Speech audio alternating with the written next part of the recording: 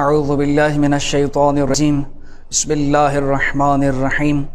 السلام علیکم ورحمۃ اللہ وبرکاتہ۔ مومنین کرام، عید مباہلہ کے حوالے سے آپ کو ہدیہ تبریک پیش کرتا ہوں۔ روز مباہلہ یعنی عالم عیسائیت پر اسلام کی فتح کا دن۔ یہ وہ عظیم دن ہے کہ جس دن اسلام کو وہ سربلندی نصیب ہوئی، وہ مقام اور مرتبہ نصیب ہوا کہ قیامت کا سورج طلوع ہونے تک اسلام ہمیشہ سربلند رہے گا۔ وہی سچے جن کا حکم قرآن کے اندر آیا تھا کہ کونوا مع الصادقین، سچوں کے ساتھ ہو جاؤ۔ اب اللہ نے یہ فیصلہ کیا کہ ان سچوں کو دنیا والوں کے سامنے لائے تاکہ دنیا والوں کو یہ دکھایا جا سکے کہ ہم نے جن سچوں کے ساتھ ہونے کا حکم دیا ہے وہ سچے یہ ہیں، تاکہ کسی قسم کا اشتباہ باقی نہ رہے۔ یہ وہ عظیم دن ہے، ہر اہل ایمان اس دن مسرور ہوتا ہے اور ہر اہل ایمان کے گھر میں جشن کا سما ہوتا ہے۔ اور کیوں نہ ہو سما جشن کا، ان پنج تن پاک ہستیوں نے، ان مقدس ذاتوں نے اسلام کو وہ بلندی عطا کی کہ اسلام کو اس پر ناز ہے۔ میں کہتا ہوں کہ یہ واقعہ بہت سنا ہے آپ نے، اور اکثر علماء کرام اپنی مجالس میں اور تقاریر میں یہ چیز بیان کرتے ہیں اور اس کا بڑا تفصیلی پس منظر ہے، لیکن میں صرف چند اہم نکات کی طرف اشارہ کر کے آپ کی زحمت تمام کرنا چاہوں گا۔ جب یہ ہستیاں گھر سے چلی تھیں، جب یہ قافلہ عصمت و طہارت اسلام کی سربلندی کے لیے نجران کے عیسائیوں کے مقابلے کے لیے نکلا، کہ جب مباہلہ کا میدان مقرر ہو گیا کہ فلاں جگہ پہ اب عیسائیوں کے ساتھ مباہلہ کیا جائے گا، ادھر سے اہل بیت اطہار گھر سے نکلے۔ کہتے ہیں کہ جناب سلمان فارسی کو یہ اعزاز حاصل ہے کہ مباہلہ سے ایک روز پہلے اس مقام کو صاف کیا جس مقام پہ بیٹھ کے ان عصمت و طہارت نے مباہلہ کرنا تھا۔ سلمان فارسی کی عظمت ہے کہ اس جگہ کو صاف کیا، وہاں کے خس و خاشاک کو ہٹایا، یہ بھی عظمت کا مقام ہے۔ اور اہل بیت عصمت و طہارت جب اس میدان میں آئے اور نجران کے عیسائیوں کا سامنا ہوا تو اس وقت یہ تاریخ دیکھ کر حیران رہ گئی کہ وہی اشخاص جو انہیں ماننے کے لیے تیار نہیں تھے، وہی افراد جو کچھ دن پہلے پیغمبر اکرم سے گفتگو کر کے اور مختلف دلائل دے کے اپنے آپ کو حق منوانے اور اپنے آپ کو سچ منوانے پہ تلے ہوئے تھے اور پیغمبر کو ماننے کے لیے تیار نہیں تھے، جب یہ پنج تن پاک مقدس ہستیاں اکٹھے ہو کر اس میدان میں آئیں تو اب تاریخ کہتی ہے، تفسیر کشاف کے اندر جار اللہ زمخشری نے اس واقعے کو تحریر کیا اور قلم بند کر کے اس منظر کو محفوظ کیا۔ جب ان پنج تن پاک کو آتے دیکھا تو بے ساختہ نجران کا وہ عیسائی اور وہ پادری اور وہ سردار یہ کہہ اٹھا، یا معشر النصارى انی لارا وجوہا لو شاء اللہ ان یزیل جبلا من مکانہ لازالہ بہا۔ اے عیسائیو، میں ایسے چہرے دیکھ رہا ہوں، اگر اللہ چاہے کہ ایک پہاڑ کو اپنی جگہ سے ہٹا دے تو وہ ان کے صدقے میں اور ان کی وجہ سے وہ ایسا کر سکتا ہے، اگر اللہ ایسا چاہے تو۔ یہ اتنی بلند مرتبہ ہستیاں ہیں۔ جب اس پادری نے اس مقام کو دیکھا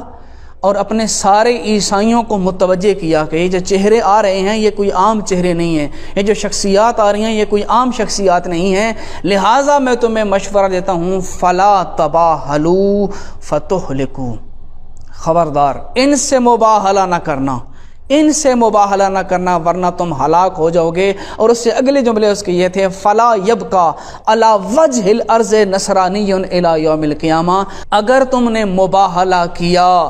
تو اس صفحہ ہستی پر قیامت کے دن تک کوئی عیسائی باقی نہیں رہے گا۔ اگر اپنی بقا چاہتے ہو تو ان سے مباہلہ نہ کرو۔ کتنی بڑی عظمت تھی، کتنا بڑا مقام تھا کہ عیسائیوں نے بھی ان کی صداقت کو تسلیم کر لیا، لیکن کتنے افسوس کی بات ہے، یہی مقدس ہستیاں، یہی عظیم ترین سرمائے اور یہی وہ قرآن کے حقیقی مصادیق جن کو صادقین سے خطاب کیا گیا، جب یہی ہستیاں جب مسلمانوں کے دربار میں جاتی ہیں، یہی بی بی جب مسلمانوں کے دربار میں جاتی ہے تو ان سے ان کے گواہوں کی صداقت کی دلیل مانگی جاتی ہے اور ان کے گواہوں کو جھٹلایا جاتا ہے۔ کہتے ہیں یہی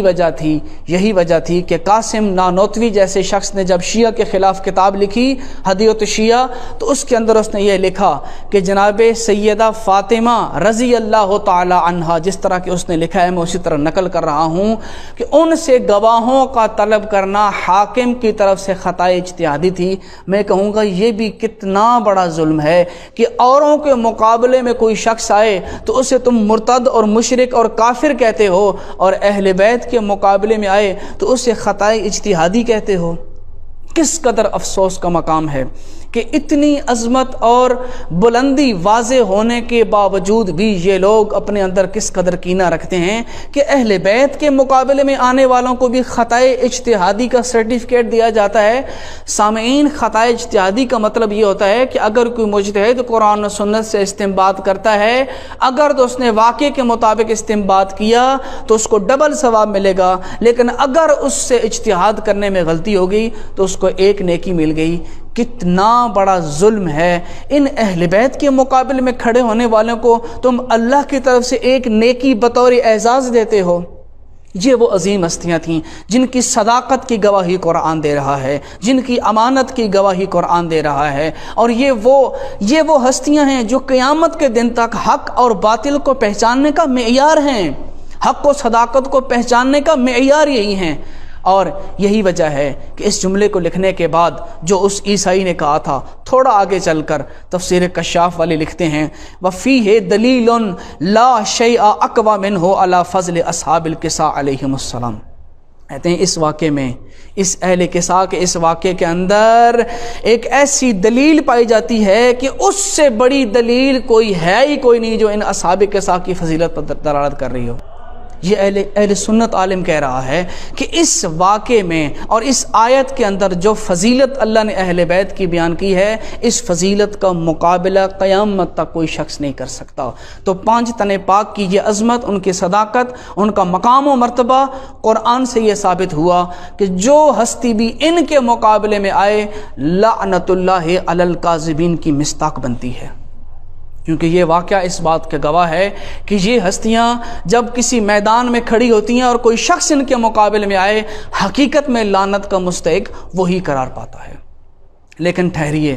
ہم نے صرف اور صرف اس واقعے کو نہیں دیکھنا، ہم نے صرف اور صرف ان آیات کو پڑھ کے گزر نہیں جانا، بلکہ ایک پیغام بھی آپ کی سماعتوں کی نظر کرتا جاؤں، اور وہ پیغام یہ ہے، دیکھیے ان اصحاب کساء کو عیسائیوں نے دیکھا بھی، ان کی فضیلت کا اعتراف بھی کیا اور اپنی زبان سے ان کی فضیلت کو بیان کیا، لیکن کیا ان عیسائیوں نے ان کے بتائے ہوئے پیغام کو تسلیم کیا؟ وہ اسلام جو یہ ہستیاں ان کے سامنے پیش کر رہی تھی، کیا انہوں نے اس اسلام کے سامنے سر تسلیم خم کیا؟ اس کا مطلب یہ ہے کہ وہ بھی اس مقام پر صرف قصیدہ پڑھ رہے تھے،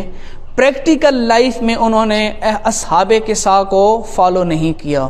صرف اور صرف قصیدے پڑھ رہے تھے، صرف اور صرف تعریف کر رہے تھے۔ جب انہیں اسلام کی دعوت دی گئی، جب انہیں عمل کی طرف بلایا گیا تو انہوں نے جزیہ دینا قبول کیا، عمل کرنا قبول نہ کیا۔ تو عزیزان، آج ہم نے بھی یہ سوچنا ہے، ان مقدس ہستیوں کی محبت اللہ نے ہمیں عطا کی، ہم ان کے قصائد پڑھتے ہیں، ہم ان کی ثنا کرتے ہیں، ہم ان کی محبت کے ترانے پڑھا کرتے ہیں، اور یہ حق ہے، یہ عبادت ہے، لیکن بات ترانوں پہ ختم نہ ہو، بات قصیدوں پہ ختم نہ ہو، کیونکہ اگر ہم نے بھی صرف اور صرف قصیدوں پہ اکتفا کیا اور پریکٹیکل لائف میں ان ہستیوں کو فالو نہیں کیا اور اپنی زندگی کے اندر ان کی محبت کے ساتھ ساتھ ان کی اطاعت کا نور شامل نہیں کیا، تو ہم میں اور ان نصرانیوں میں کیا فرق رہے گا؟ تو عزیزان، آئیے ان عیدوں کو منانے کا، ان ایام کو منانے کا ایک فلسفہ یہ ہے کہ اپنے اندر ایمان کو بیدار کریں، اپنے آپ کو بیدار کریں کہ جن ہستیوں کی محبت کا دم ہم بھر رہے ہیں، جن کے قصائد ہم پڑھ رہے ہیں، جن کے ترانے ہم پڑھ رہے ہیں، آئیے انہی خوشی کے ایام کے اندر اپنے اپنے مقام پر عہد کرتے ہیں کہ ہم نے ہی ان کی محبت کا دم بھرا ہے، ہم نے ہی دنیا والوں کو یہ بتانا ہے کہ کتنی بڑی عظمت کے مالک تھے، اور ہم نے ہی اپنے کردار سے ثابت کرنا ہے کہ اگر کوئی ان کا اطاعت گزار ہے تو ہم ہیں، اور اسی اطاعت کی وجہ سے ہمیں کامیابی ملے گی، اور انہی کی محبت میں ہی بروز معاشر ہمیں نجات ملے گی۔ والسلام علیکم ورحمۃ اللہ وبرکاتہ.